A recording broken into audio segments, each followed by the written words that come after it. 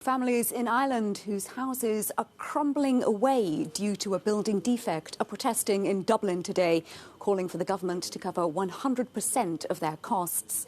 Campaigners say around 20,000 houses are affected by the blocks, which contain too much of a naturally occurring mineral called mica.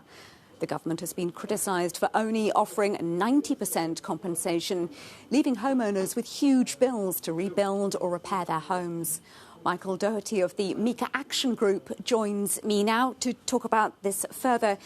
Michael, thanks very much for being on the programme. First off, how did these homes ever get built? They were built basically during what we called our Celtic Tiger time.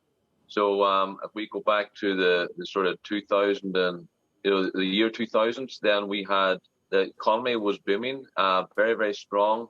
We had a real building boom, and we found that we had quarries building blocks that were not fit for purpose, and the state basically had not the appropriate enforcement of regulations in place. So these latent defects are in the blocks, and you don't see them for 5 or 6 years after the homes are built. So we had no idea at the time what was ahead of us, but certainly 5 or 6 years later, homes started to crack.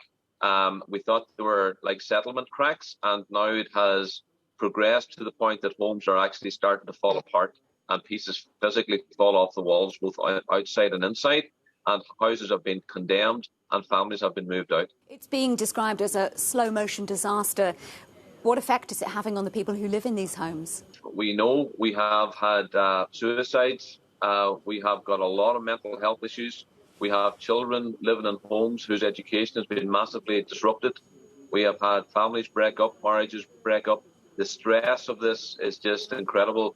It was supposed to be a 90-10 scheme, but they introduced caps and exclusions that meant it in effect was a 60-40 scheme.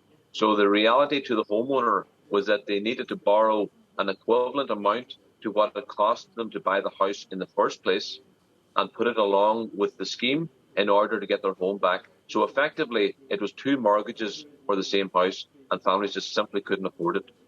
You and the other people affected are calling for 100% compensation from the government. Are you hopeful that you will get this? Well, certainly we have got our civil servants who run the departments, and we've had real issues with them. We know they have no interest in giving us 100% redress, but we have asked our country and our government here, who actually runs this country? Is it the civil servants or is it the elected politicians? It's supposed to be the elected politicians, and we're really demanding that they call out the housing department officials who have refused to bend on this issue and who see no issue with homeowners being left devastated.